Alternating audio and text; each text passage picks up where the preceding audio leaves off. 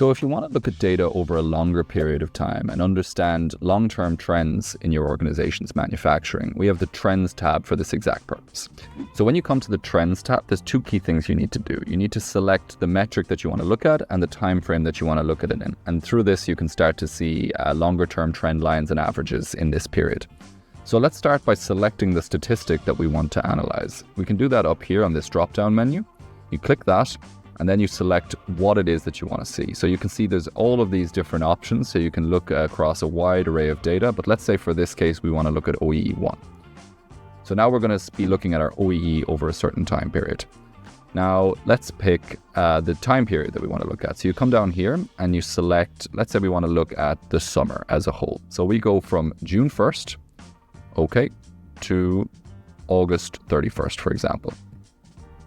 You can also, if you want to get a bit more nitty-gritty, you can start to look at particular time frames if you want to understand times within the days. So you can put the start time and the stop time. But for now, let's just do the normal working day. So now that I've set this up, we're going to be looking at OEE1 from the 1st of June to the 31st of August. And then you click Update Time.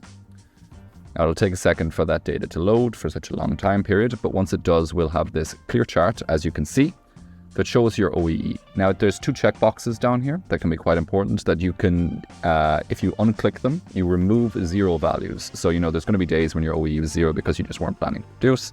So you want to declick those and then you get a more clear trend line.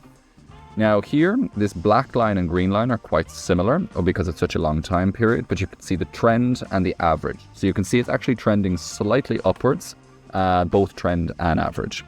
And what I think is key about this is you can start to see which were the good days and which were the bad days.